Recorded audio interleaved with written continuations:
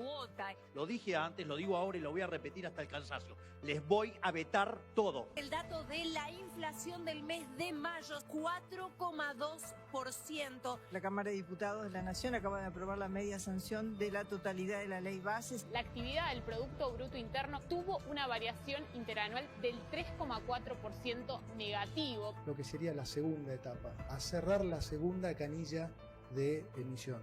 El gobierno de Javier Milei anunció la creación de un nuevo ministerio que se llamará de Desregulación y Transformación del Estado. Por segundo mes consecutivo, los salarios le ganan a la inflación. Javier Milei, motosierra en mano, logró el déficit cero y en el primer semestre del año acumuló un superávit financiero de 0,4% del Producto Interno Bruto. Los polémicos resultados de las elecciones de este domingo que proclamaron, según el CNE, a Nicolás Maduro vencedor. Bueno, y hay malas noticias en materia económica. Wall Street volvió a caer bruscamente después de que el índice de Nikkei de Japón sufriera su peor pérdida desde 1987. Se esperaba que la Reserva Federal de Estados Unidos lleve a cabo este recorte de la tasa de interés en 50 puntos básicos. La pobreza en la Argentina en el último semestre subió a 52,9%. La verdad incómoda de la educación argentina es que la Universidad Pública Nacional hoy no le sirve a nadie más que a los hijos de la clase alta y los ricos. La Administración Federal de Ingresos Públicos,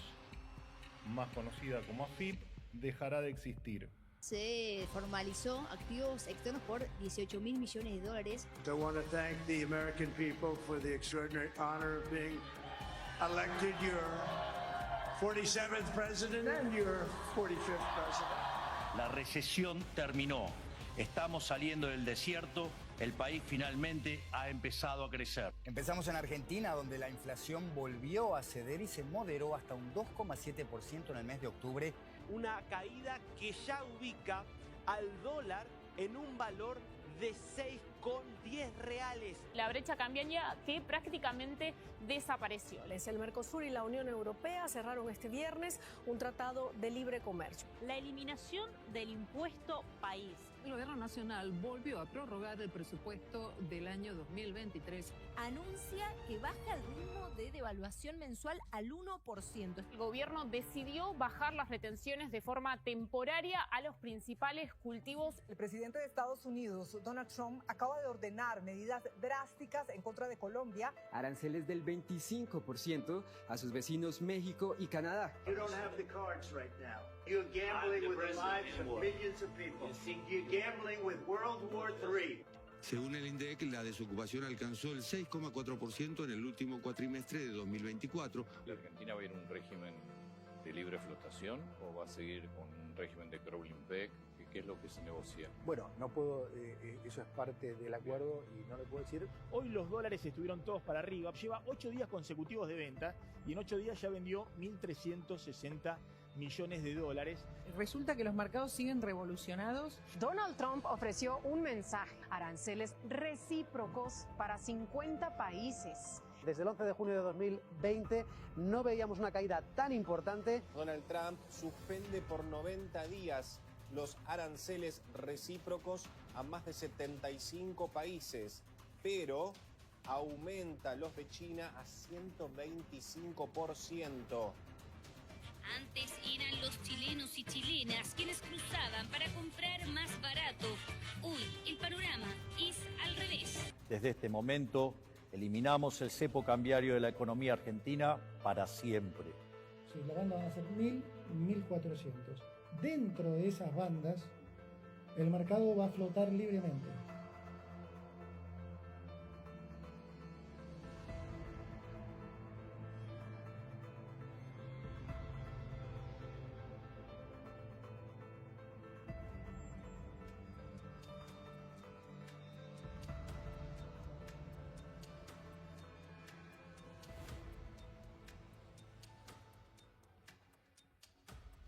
A continuación, invitamos a Esteban Domecq, presidente de la consultora INVEC y director general de Expoefi, a brindar unas palabras de apertura institucional en representación de la organización.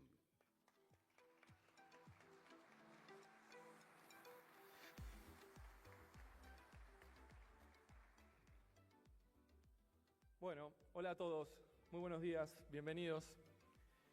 Es la verdad que un placer, está entrando mucha gente, pero bueno, es un gran honor para mí dar inicio a esta nueva edición del Congreso Económico Argentino en el marco de esta gran exposición que es ExpoEFI, edición número 12.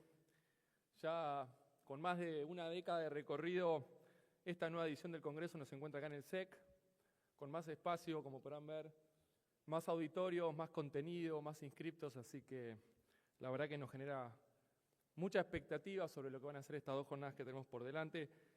Solo para poner en perspectiva algunos números que me compartieron, este año tenemos 7 auditorios en simultáneo, 120 conferencias, 295 disertantes, 80 sponsors y empresas participantes, 12 universidades nos acompañaron en esta nueva propuesta que es el aula académica que se incorpora este año, más de 100 medios, cámaras y organizaciones empresariales, más de 14.000 inscriptos, la verdad que es un despliegue impresionante y nos permite pensar que va a ser una gran edición de este evento llamado ExpoEFI, que a lo largo de estos años se fue posicionando como la casa de la economía, de las finanzas, de las inversiones, algo que obviamente nos da mucha satisfacción y también nos llena de orgullo. En nombre de toda la organización, quiero darles la bienvenida, agradecerles por tomarse el tiempo de acompañarnos en esta nueva edición del Congreso. Agradecer a todos los sponsors, empresas y cámaras que nos acompañan, confían en ExpoEFI, muchas gracias. A todos los disertantes, economistas, analistas, profesionales, periodistas, empresarios, funcionarios que van a estar participando del Congreso y de los otros salones de la exposición, muchísimas gracias.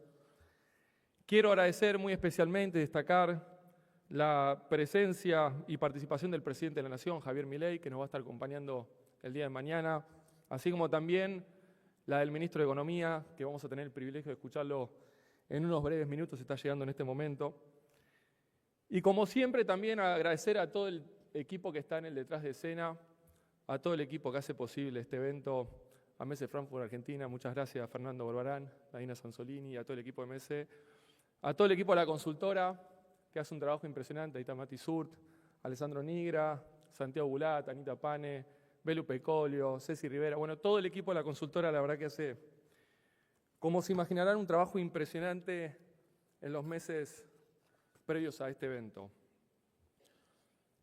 Como siempre, y voy a tratar de ser breve, así ya damos iniciadas las jornadas, la pregunta que nos interpela cuando empezamos con el equipo, con Matías, con Santiago, a organizar el Congreso es ¿dónde se encuentra la economía argentina? El año pasado habíamos presentado Estabilizar y Reformar, Condiciones para Crecer. Hablábamos de una doble agenda, la agenda de la estabilización de corto plazo, ineludible y urgente, y la agenda de las reformas estructurales de largo plazo, en pos del empleo, de la productividad, de la competitividad, de la inversión, y esa era la agenda imprescindible. En ese momento mostrábamos este gráfico, ya está en pantalla, buenísimo. Son 135 años de inflación en la Argentina, inflación que va corriendo 12 meses, topeado en 300% interanual. La primera vez que perforamos el techo fue en el Rodrigazo del 75, ese primer pico que pueden ver ahí, no sé si esto marca. El segundo episodio fue en la crisis de la deuda del 82. Tercer episodio fue en la hiper del 89, ahí escribimos la historia grande de la inflación en la Argentina. Abril 2024, justo un año atrás, la inflación estaba dando 289%, y ahí se ve con claridad el proceso de espiralización en la cual se encontraba la economía argentina hace muy pocos meses. El último dato de inflación, marzo del 2025, 55,9%. Probablemente en abril esté perforando el 50%, lo vamos a saber en 2 semanas.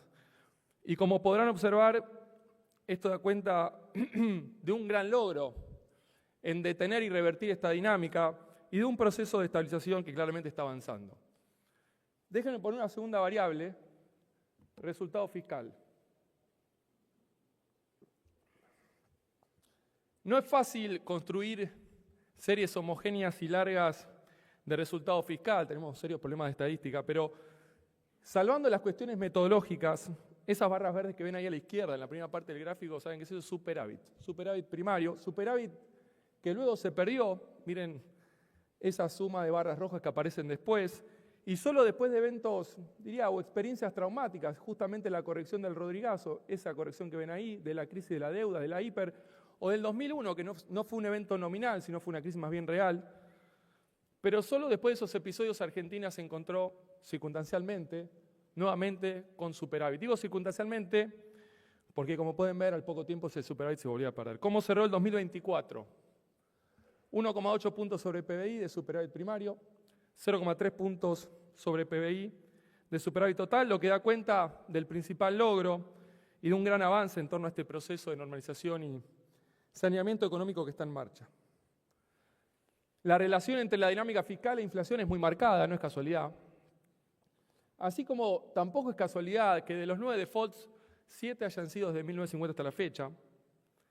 Y tampoco es casualidad que la palabra inestabilidad se haya transformado en la palabra que mejor describe nuestra economía. Es esa serie en negro que aparece abajo, corriendo, muestra los ciclos recesivos de Argentina en magnitud de contracción y en duración en el tiempo. Cada una de esas varitas grises representa un año. Y a veces ver esta historia grande, algo que nos gusta hacer en la apertura de este congreso, poner en perspectiva el minuto a minuto, pues después vamos a hablar mucho del dólar, del esquema, del programa, del mundo, pero sirve para poner un poco en perspectiva de más largo plazo dónde nos encontramos, ¿no? Argentina avanza o intenta avanzar hacia una economía más previsible, más estable. Con la llegada del nuevo gobierno hay un proceso de saneamiento, de normalización que está en marcha claramente, ya lleva más de 16 meses. Y avanza condicionado por diversos factores. En primer lugar, por esta historia, por nuestra historia, ¿no? Son años de acumulación de desequilibrios, de distorsiones, de inconsistencias. Es una historia que yo siempre digo está viva y va a seguir viva un tiempo más. Porque Argentina sigue sin financiamiento, sin moneda, sin reservas, sin reputación, y reconstruir esto va a llevar tiempo, sin lugar a dudas, y esto va a seguir condicionando. En segundo lugar, por un contexto externo extremadamente complejo, yo diría muy adverso para economías emergentes como la Argentina, algo que vamos a profundizar en el primer bloque de esta mañana. Ya está Santiago Bulat y todo el primer panel para hacer doble clic y entender un poco dónde está este mundo tan caótico, que también condiciona. Y en tercer lugar, por un contexto social aún frágil, claramente, y un escenario político atravesado por las elecciones legislativas, donde es de esperar tensión política en aumento mientras sigamos transitando el calendario electoral. Son todos temas que vamos a estar abordando en el segundo bloque de esta jornada de hoy. No obstante estos condicionantes, hay que mencionar y destacar importantes avances y logros en todo este proceso. El ordenamiento de las cuentas públicas, que se puede ver en el gráfico, y un proceso de consolidación fiscal sin precedentes. La baja considerable en la inflación, que también se ve ahí, y la mejora en los ingresos que esto permite, y una recuperación en marcha, genuina, más vigorosa de lo que todos imaginábamos, esperábamos, hay que decirlo también, apalancada en sectores estratégicos de alto potencial, que vamos a estar variando en los seminarios sectoriales de esta jornada de ExpoEFI, y esto lo hace muy virtuoso este proceso. Y también hay que mencionar y destacar todavía pendientes y desafíos, claramente. Completar el saneamiento del balance del Banco Central en el marco del nuevo acuerdo con el Fondo. Restablecer la confianza y recuperar el acceso a los mercados. Es un pendiente. Mejorar la competitividad y asegurar la sostenibilidad de las cuentas externas. Y seguir avanzando en las reformas estructurales. Hay mucho por hacer. Pro empleo, pro reducción del costo argentino, pro competitividad, pro inversión, pro crecimiento. Estos son los temas que pusimos sobre la mesa para entender y abordar en cada uno de los paneles que hacen este Congreso Económico. Este camino a la estabilidad, y para ir cerrando, como denominamos esta nueva edición del Congreso Económico Argentino, da cuenta de un proceso, ¿no? De un proceso, de un camino que va a haber que seguir transitando bastante tiempo, que no será corto, que no será lineal, que no será sencillo, fácil de recorrer, y tampoco estará exento de obstáculos, de costos, de restricciones, de limitantes. Analizar y compartir el presente y el futuro de esta economía, de nuestra economía, es el principal propósito que nos pusimos allá en el año 2013. Fíjense cuándo empezó el Congreso Económico Argentino y lo que hemos recorrido. Y todavía seguimos confiando para que este espacio contribuya, para que tarde o temprano podamos encontrarnos con esa economía mucho más previsible, mucho más estable que todos queremos, que todos deseamos. Sin mucho más que agregar, espero que tengamos 2 excelentes jornadas por delante, un gran Congreso Económico por delante. Muchas gracias a todos por su atención. Comenzamos. Muchas gracias.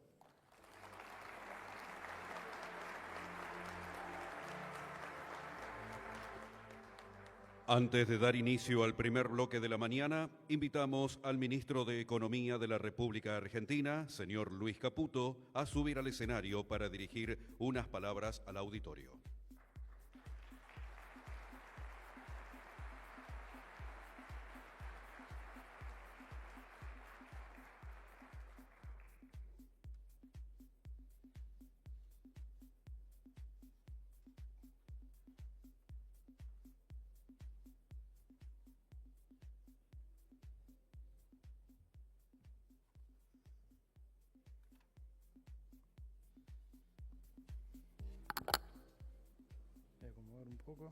Bueno, muchas gracias a todos por venir, muchas gracias a ExpoEFI por la invitación.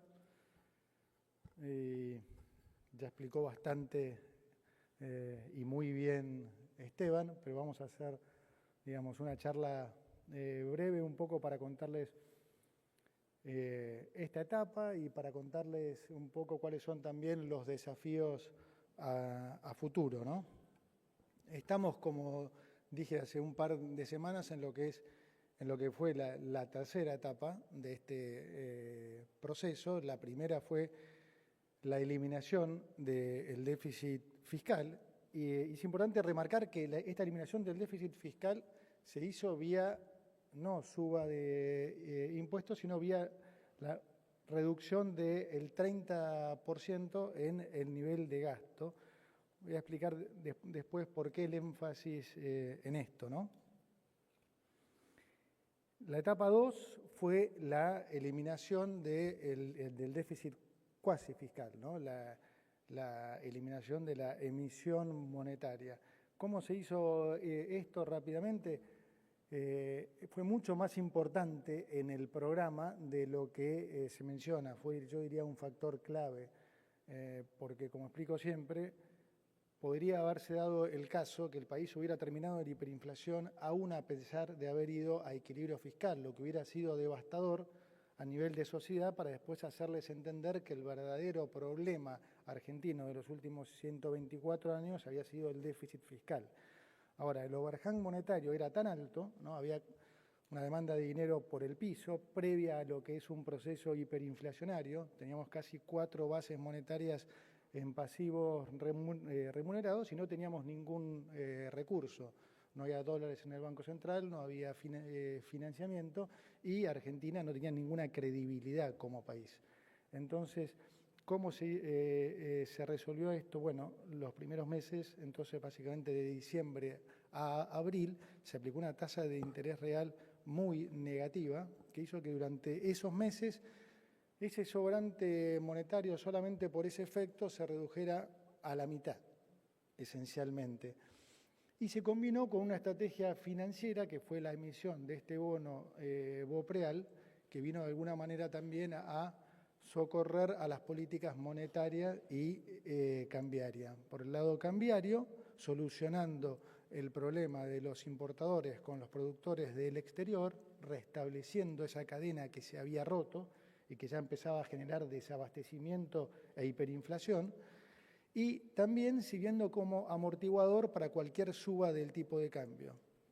Pero con respecto a lo monetario, también lo que se logró fue absorber, vía la venta de estos bonos, una base monetaria más. Entonces, esencialmente para mayo, ese sobrante monetario se había reducido tanto que pudimos volverlo a traspasar al Tesoro Nacional, que es donde realmente corresponde, porque ese déficit cuasi fiscal no es otra cosa que el déficit fiscal financiado con emisión. Entonces, al pasar ese sobrante ahora menor al Tesoro Nacional, terminamos con la emisión monetaria. Entonces digo, ¿por qué es importante remarcar esto? Por los resultados que se lograron con eso, ¿sí?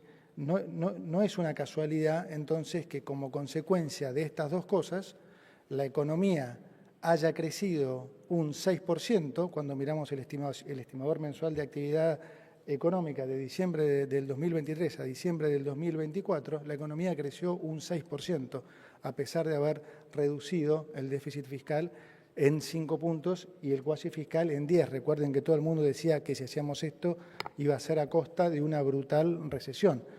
De vuelta, esto nos permitió que a la economía crecer un 6%, a los salarios reales subir casi un 15% y sacar 10 millones de personas de la pobreza. ¿Por qué es esto? Porque es el modelo exactamente inverso a lo que siempre hizo el kirchnerismo.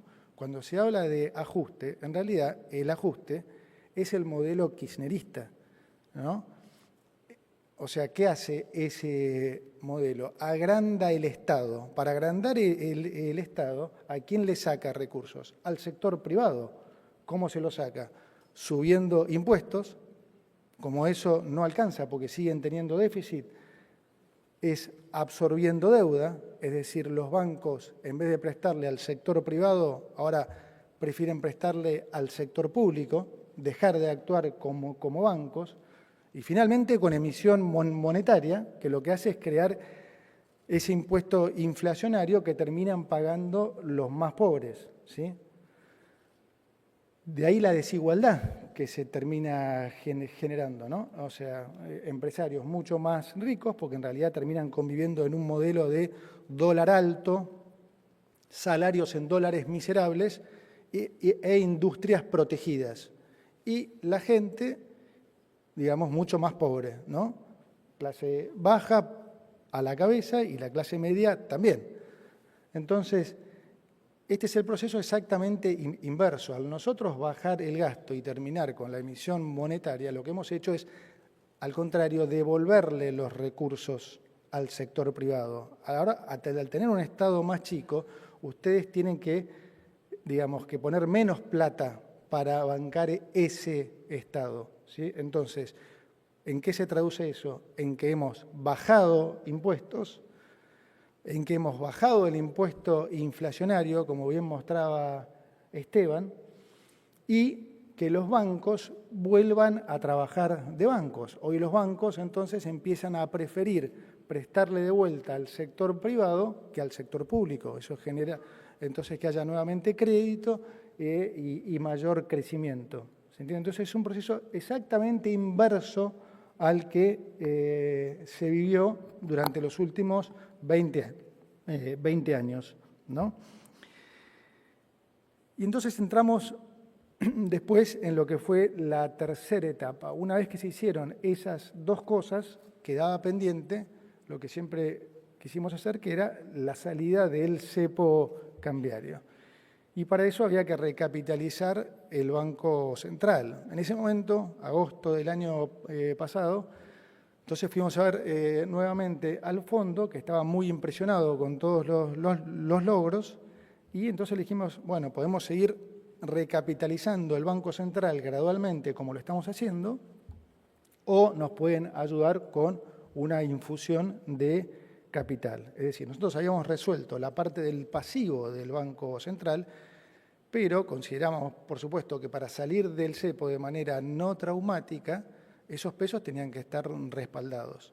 Y si bien el Banco Central había comprado y estaba comprando récord de divisas, el hecho de estar sin financiamiento hacía que constantemente tuviéramos que estar gastando esos dólares que el Banco Central compraba, y entonces lo que se podía retener era mucho menor de lo que efectivamente el central compraba.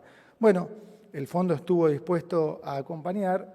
Algunos se preguntarán, entonces, ¿por qué se tardó tanto tiempo desde agosto hasta abril? Y la realidad es que el esquema de bandas era algo que habíamos definido rápidamente en agosto del año pasado mismo. Incluso creo recordar que eran las mismas bandas que terminamos poniendo. Durante septiembre fuimos corriendo los diferentes modelos para ver cuál era el nivel óptimo de reservas que necesitábamos para para respaldar el nivel de pasivos del Banco Central. Y rápidamente nos dimos cuenta que el número iba a ser una sorpresa para el fondo. Entonces, por octubre, cuando fuimos a verlo al fondo, efectivamente la sorpresa se convalidó y el tema se demoró. Por supuesto, porque esa negociación llevó tiempo, tuvimos que correr modelos del fondo también. Los modelos del fondo también daban que el nivel de reservas óptimo era en el entorno a los 20.000 millones de dólares. Y después se sumó una segunda negociación que también llevó más tiempo, que fue la de cuánto de eso tenía que ser el desembolso inicial, cosa que para nosotros también era clave. Y eso entonces prolongó la negociación todavía más. O sea que nada tuvo que ver con ningún tipo de especulación. Si hubiéramos podido terminar para fin del año anterior, lo hubiéramos hecho. Si hubiéramos pedido un monto menor, probablemente también, pero no hubiera sido lo ideal.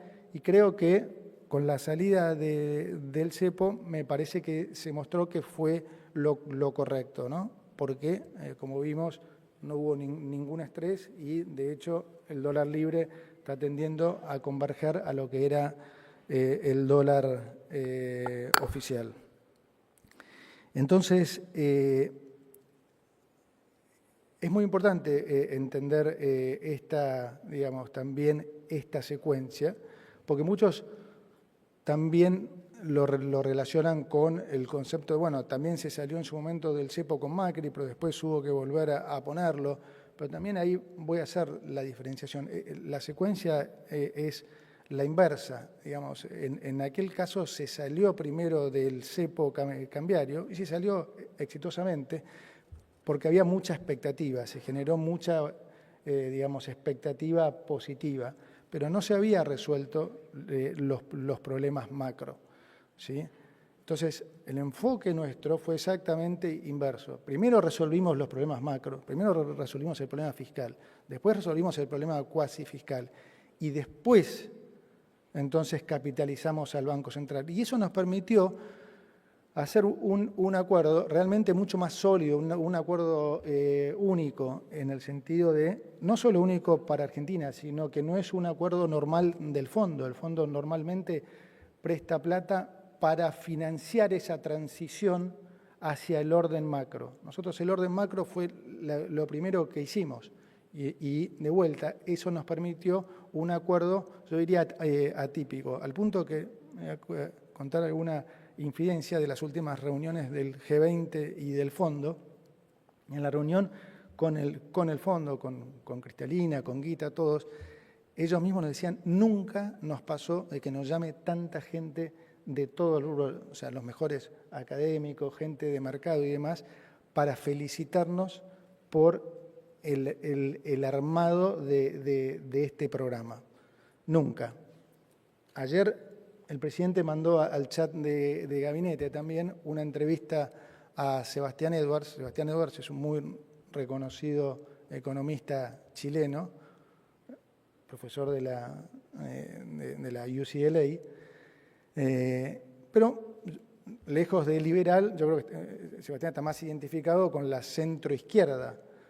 Y él dice en la entrevista mismo que realmente el diseño de este acuerdo era fenomenal y que estaba muy optimista porque realmente veía que ahora Argentina realmente podía a nivel económico, que buena frase simpática, de poder ser la potencia que es en fútbol.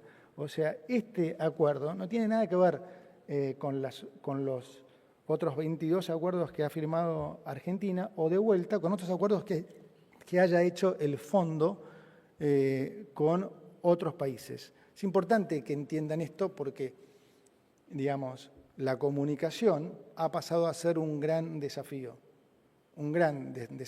porque los argentinos venimos de tantas décadas de frustraciones que es medio inevitable siempre pensar que y acá algo mal, seguramente algo malo va a pasar, o hay algunos que todavía siguen pensando o escuchando a algunos que le dicen no, pero el dólar y demás. Estamos en una situación que, insistimos nosotros, no hemos visto nunca, que no han visto nunca ustedes, no han visto nunca nuestros padres ni nuestros abuelos. Es importante que se entienda eso de una vez por todas, porque Argentina va a salir igual, pero cuanto más rápido nosotros podamos hacerles entender esto a ustedes, a los comerciantes y demás, más rápido y más fuerte vamos a salir. Vamos a evitar cosas como cuando salimos del cepo, que algunos inmediatamente por las dudas subieron precio, como dice el gran Fede Furiase, eso antes pagaba, porque digamos, ese por las dudas en Argentina pagaba, ahora no paga que hagas eso. De hecho, la mayoría tuvo que retrotraer los precios, porque haces eso y te quedás fuera de mercado. Es decir, estamos en otra Argentina, en una Argentina donde los precios pueden incluso bajar. Ya, no solo hoy ya no tiene sentido, digamos, económico que haya inflación. La inflación va a colapsar, es un tema de tiempo. Los precios incluso pueden bajar. Venía escuchando al presidente de YPF anunciar que este mes baja la nafta un 4%. Y eso puede pasar con muchos precios. La indumentaria va a bajar y mucho, los autos van a seguir bajando. Hay algunos servicios que van a bajar también. Sáquense de la cabeza el chip de que, digamos, Argentina es lo mismo de siempre. Este es un cambio fundamental que no hemos visto nunca, ninguno, y es importante que cambiemos la cabeza en eso. O sea, la baja del costo argentino no viene más por devaluaciones, como típicamente hemos visto. La baja del costo argentino va a venir dado por 4 factores. 3 que tienen que ver con nosotros, 1 que tiene que ver con el sector privado. ¿Nosotros qué tenemos que hacer? Seguir bajando impuestos, seguir desregulando y abrir la competencia. ¿Sí? Y desde el sector privado, ¿qué hay que volver a hacer? Algo que no se hace también hace mucho tiempo, que es volver a invertir. En Argentina, digamos, no ha habido inversión por muchísimos años. Y eso es porque, al contrario de lo que pregona el kirchnerismo, lo único que ha hecho es fomentar el negocio financiero. Durante los últimos 20 años era más importante entender qué iba a pasar en lo financiero que en los propios negocios de las industrias. Era más importante el manejo de la plata que el de la propia industria. Era más importante tener un contacto en el gobierno para poder comprar dólares a una tercera parte de lo que valía que otra cosa. Ahora hay que concentrarse en volver a ser eficiente y en entender que los retornos de las diferentes industrias no pueden ser los de la Argentina pasada, porque el nivel de riesgo ya es otro. Hoy Argentina es uno de los 5 mejores alumnos del mundo.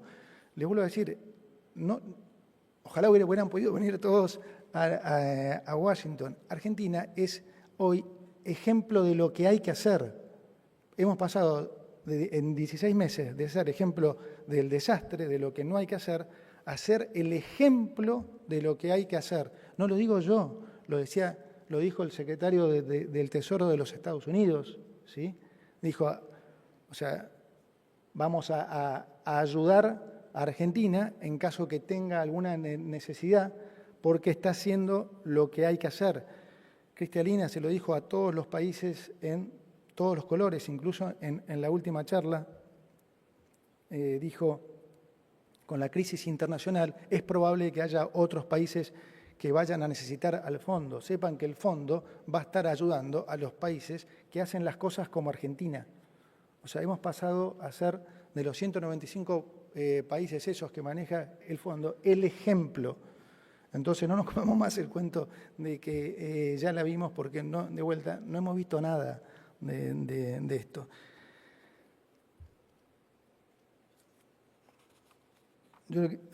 Terminó un poco, terminó la época, yo diría, del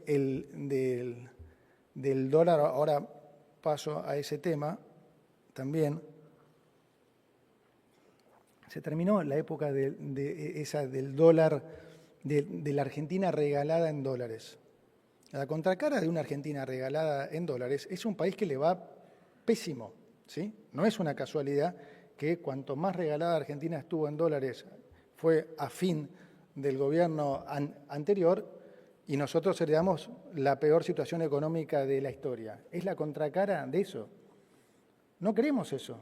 Nosotros queremos un país donde los salarios en dólares sean razonables, donde no se asombre la gente porque alguien de clase media va a veranear a Brasil. Es de locos esto. O sea, ya de vuelta, no es solo el daño económico que se ha hecho, sino es el daño psicológico. O sea, ahora resulta que es una cosa, es un lujo que un argentino de clase media veranee en Brasil, que es un país vecino. O sea, lo lógico sería que pueda veranear en Brasil o en Europa, si quiere, o en Estados Unidos. Vamos a un esquema de vuelta absolutamente diferente, donde lo importante va a ser, insisto, la eficiencia, y lo importante de nuestro lado va a ser continuar reduciendo el tamaño del Estado, porque eso va a hacer, entonces, que le devolvamos cada vez más y más recursos al sector privado, que es lo que estamos haciendo. Y como dice siempre el presidente, en un sistema de recursos escasos, está claro que el sector privado administra esos recursos mucho mejor que el sector público, que es mediocre, que es burocrático y que es corrupto, esencialmente. Entonces, insisto, no es una casualidad que después de todo lo que hicimos, no hay nada de casualidad en economía, es todo causalidad. Entonces, no es una casualidad que con todo esto que hemos hecho, la economía haya crecido. Es consecuencia justamente de que le estamos devolviendo los recursos a ustedes, al sector privado. Bueno, ¿qué hay que esperar entonces para los próximos meses? ¿En qué estamos focalizados nosotros? Bueno, uno, en consolidar este nivel de crecimiento, ¿sí? E incluso incrementarlo, porque esta es una economía que está hoy preparada para crecer incluso más del 6%. Hoy tenemos un muy buen auto. Imagínense como que la economía es un auto, ¿sí? Y si tenés, digamos, buenos fundamentals económicos, tenés un buen auto. Si vos tenés un buen ancla fiscal, tenés un buen motor, tenés un auto que anda bien.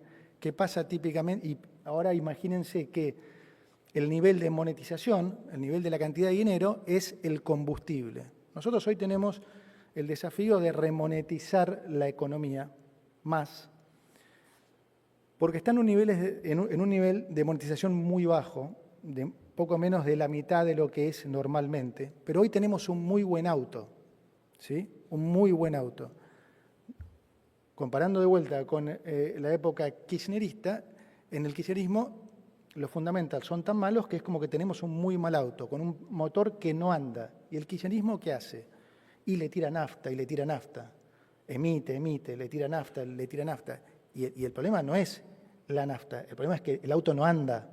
Entonces se llena de nafta y olor a nafta por todos lados, nadie se quiere acercar al auto, si hay una chispita, la economía o el auto explota, ¿sí?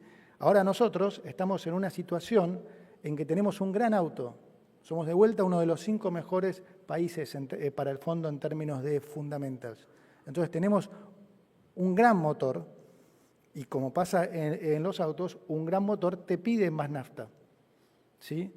Y nosotros, por el contrario, por el diseño de nuestra política, estamos sacando nafta. Nosotros retiramos pesos por superávit, vamos a retirar más pesos con la emisión de este bono de Bopreal para dividendos. Entonces nosotros necesitamos que la economía se remonetice para que el nivel de crecimiento se mantenga o suba.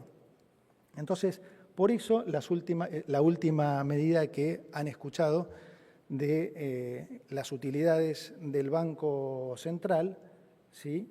Pasando a lo que van a ser reservas en pesos del Tesoro en el Banco Central. Hago 2 aclaraciones de esta medida para que se entienda bien. Una son utilidades genuinas del Banco Central, no como antes, que las lograban valuando las letras intransferibles no a valor de mercado, sino a 100 y generando ganancia vía devaluación. Estas son ganancias genuinas del Banco Central, producto de la baja del riesgo país. Y segundo, nosotros no vamos a usar esa plata para financiar gasto.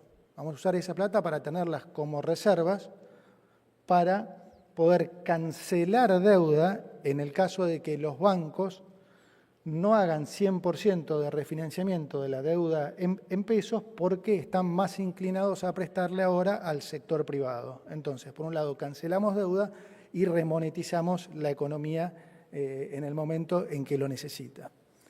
Y también nos vamos a focalizar en lo que es la remonetización en dólares. A nosotros no nos importa si la remonetización se produce en pesos o en dólares. Estamos en competencia de monedas. Imagínense como que son diferentes naftas, YPF o Shell, Exxon o lo que quieran. Entonces, también queremos ver que haya una remonetización en dólares y en las próximas probablemente 2 semanas vamos a estar anunciando alguna medida que va a sorprender también a algunos y que va a fomentar mucho el uso de los dólares. Entonces, cada vez de vuelta va a haber más dólares y van a circular más dólares. Y como digo, esperemos que esto lo tengamos listo para por lo menos dentro de las próximas 2 semanas. Entonces, necesitamos, insisto, que esta remonetización se materialice para que la economía pueda seguir creciendo. En la medida que la economía siga creciendo y nosotros sigamos achicando el gasto, como de hecho seguimos haciendo, vamos a tener un mayor superávit que nos va a permitir seguir bajando impuestos y bajarlos más y más y devolverles más recursos al sector privado.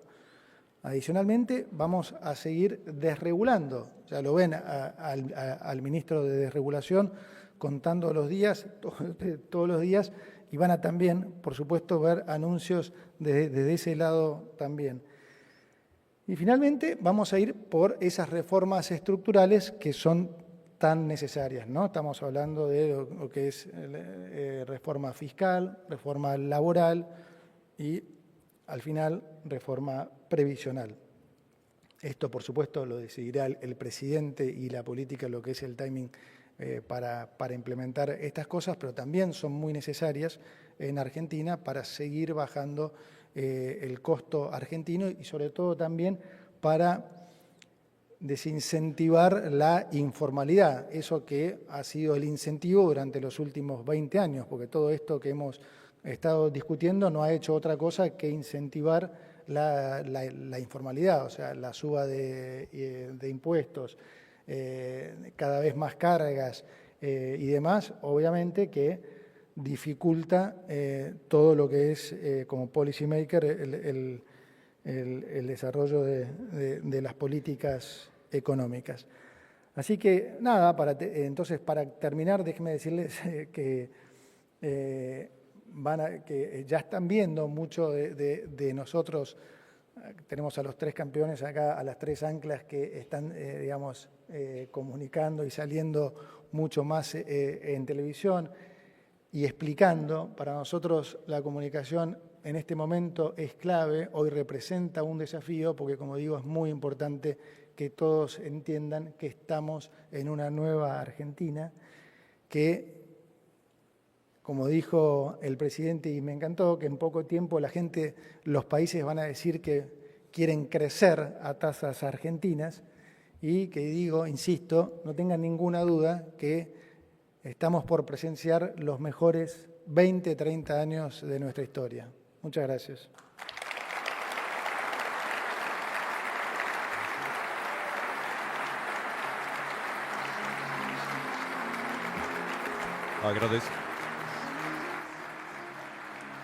Agradecemos al ministro de Economía de la Nación, Luis Caputo, por su participación en el Congreso Económico Argentino. A continuación, presentamos a los disertantes del primer panel del día, Escenario Político y Económico Global, la reconfiguración del orden global. Invitamos a subir al escenario a Inés Capdevila, Fernando Sedano, Marisa Bricher, Santiago Bulat y recibimos virtualmente a Héctor Torres. Inés Capdevila tiene estudios en medios digitales, periodismo y relaciones económicas internacionales en instituciones de Argentina, Brasil y Estados Unidos. Actualmente es secretaria de redacción y columnista internacional en La Nación.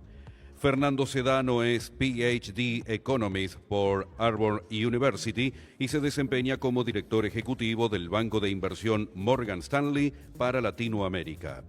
Marisa Bircher es especialista en comercio exterior y negociaciones internacionales. Es fundadora de Big Global y fue secretaria de Comercio Exterior de la Nación entre 2018 y 2019. Héctor Torres es abogado de la UBA especializado en Derecho Internacional Económico y de la Integración en la Universidad Central de Venezuela. Actualmente es Senior Fellow del Center for International Governance Innovation en Canadá. Y Santiago Bulat es economista, magíster en finanzas de UCEMA y magíster en economía del desarrollo en la Universidad de Sussex. Es socio director de INVEC Consulting, economista jefe de IDEA y profesor de MBA en IAE. Bueno, muchísimas gracias a todos por estar, por haber venido a este evento. Nos llena de alegría poder tenerlos a todos y que durante estos 2 días todos podamos aprender muchísimo más. Es un muy lindo arranque y vamos a empezar hoy hablando del escenario político y económico global. Entender un poco esta reconfiguración del orden global que estamos viendo ahora, desafíos que creo no veíamos hace muchísimo tiempo en la historia, con aranceles que potencialmente podrían volver a los niveles de 1940. Vamos a tratar de entender cómo esto juega, afecta a la economía global, cuánto finalmente de esto terminará sucediendo o no y si hay oportunidades o no para Latinoamérica. De todo eso vamos a hablar. Primero voy a hablar con Héctor Torres, que ya está conectado con nosotros. Espero que no se le haya cortado la luz, porque ayer Europa estuvo medio complicado, así que espero, Héctor, que estés bien.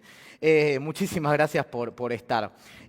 La primera pregunta, y te la quiero hacer un poco amplia para que vos vayas por donde quieras, pero es, ¿qué impacto crees que va a tener geopolíticamente todas estas decisiones del presidente Donald Trump? Bueno, gracias por invitarme. Espero que me estén escuchando bien. Sí, acá hay luz. Estoy en Francia en este momento. Bueno, si tuviéramos que definir la política de Trump en solo 2 palabras, yo elegiría incertidumbre, sería una de ellas, y la segunda sería deals, que son transacciones, son negocios. Y la incertidumbre creo que tiene más peso que la segunda, más peso que la deals, porque de hecho no está claro hasta qué punto los deals que busca Trump se compromete con esos deals. El caso más paradigmático es el caso del Acuerdo de Libre Comercio de Estados Unidos, México y Canadá, que él mismo renegoció el NAFTA y que él mismo está incumpliendo en este momento.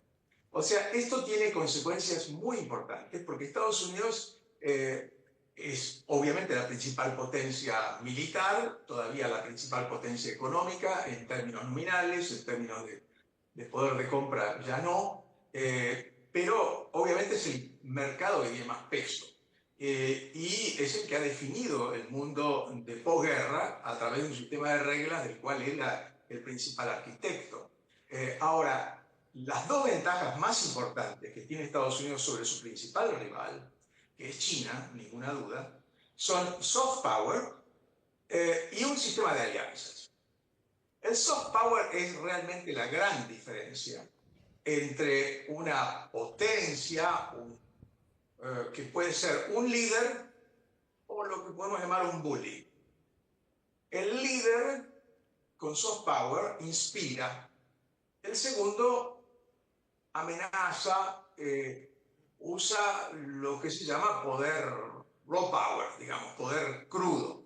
Y el sistema de alianzas del cual Estados Unidos es el garante, obviamente depende de la confianza que inspire en el cumplimiento de sus, digamos, obligaciones contractuales el presidente Trump. Esas 2 cosas hoy yo diría que están bastante puestas en duda.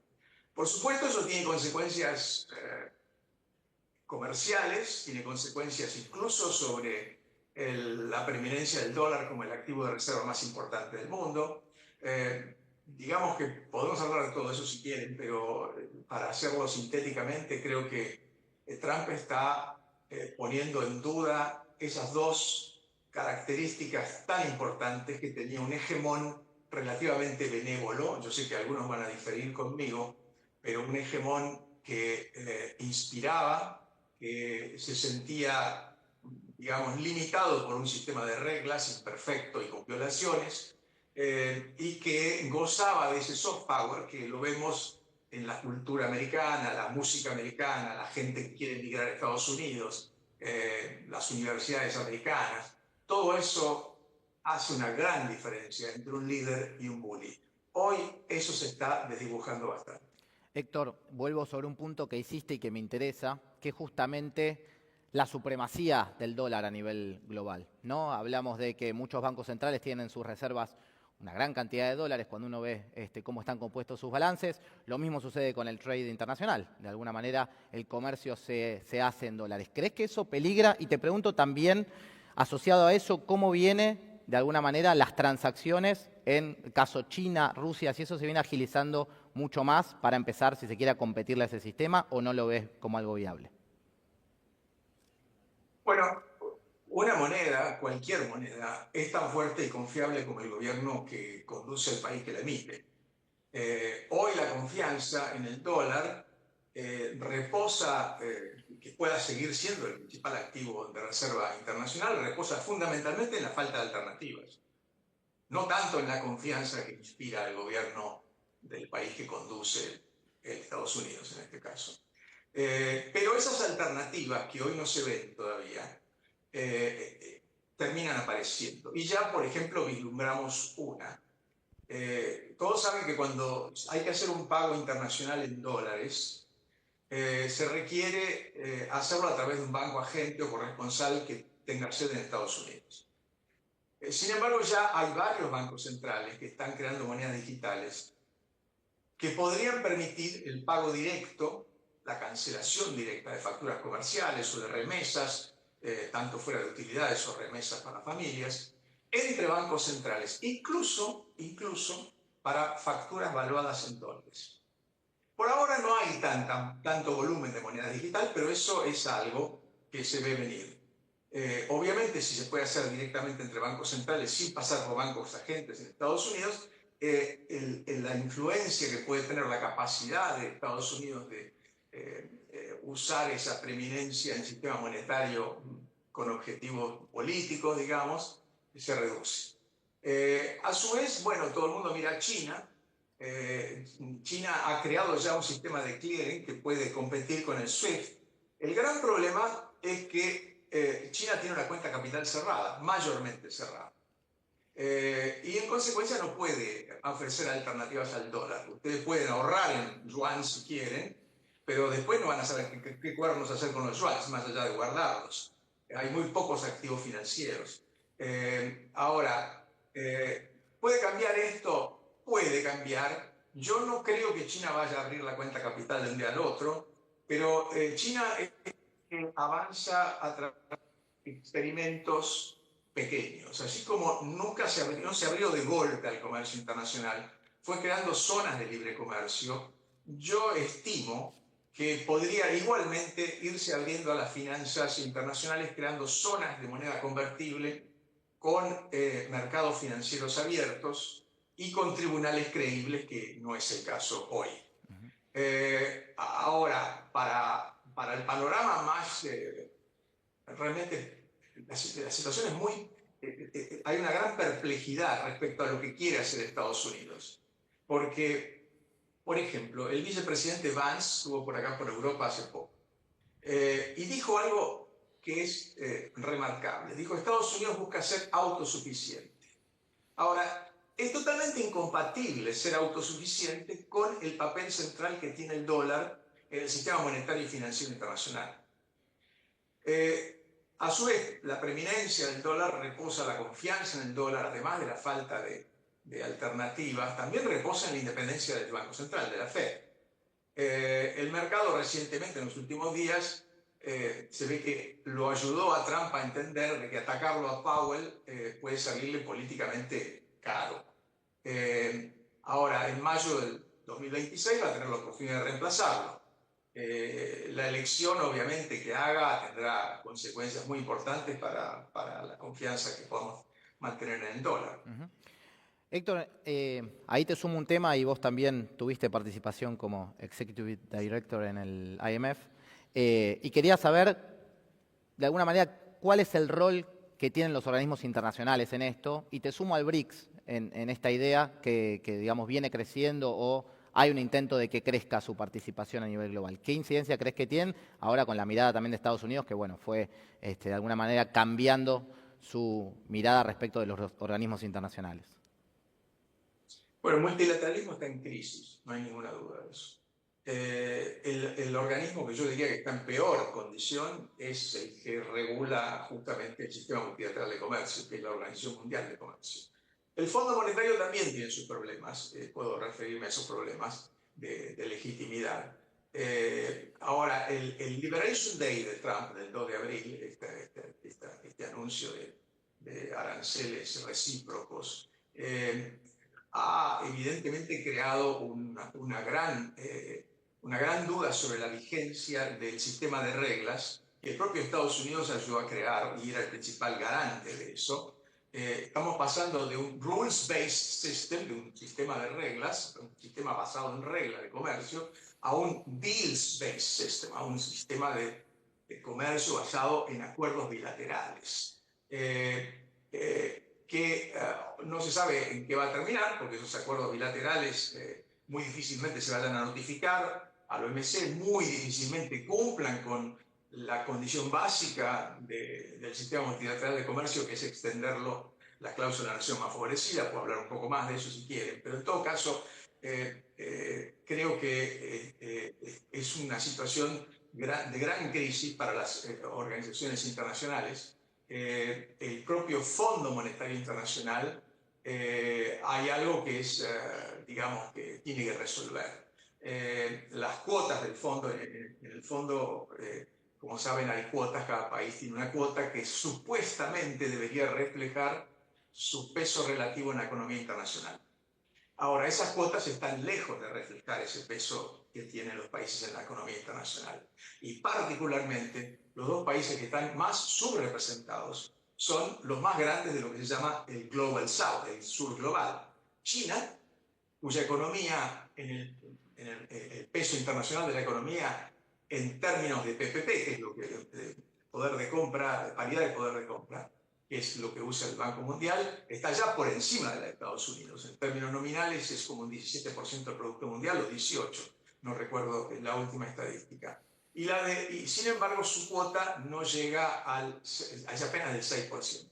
O sea, y China no casualmente está creando un sistema de swaps, el Banco Central chino es el que más swaps tiene, que ofrece alternativas, sin decirlo, a el Fondo Monetario Internacional. O sea que, y obviamente China no puede aumentar su cuota porque no lo dejan aumentar su cuota. ¿Y quién no lo deja? Y los países del G7. ¿Y quién principalmente? Y Estados Unidos. O sea que evidentemente ahí hay un problema también que o se resuelve o en algún momento termina la realidad por entrar por la ventana. Héctor, te voy a robar una más, que sea cortita porque estamos medio justos de tiempo, pero quiero saber si ves beneficios o complicaciones para América Latina en este contexto. Bueno, complicaciones claramente. Nosotros estamos todos negociando, todos los países de América Latina negociando acuerdos bilaterales con la administración Trump. Para complicar más las cosas, es muy probable que esos acuerdos no se notifiquen formalmente porque muy probablemente van a violar, por ejemplo, la obligación principal del Mercosur, que es tener un arancel externo común. Desde luego van a violar la cláusula de la nación más favorecida. Con lo cual, lo que va a haber en este momento, yo no diría que hay una política de América Latina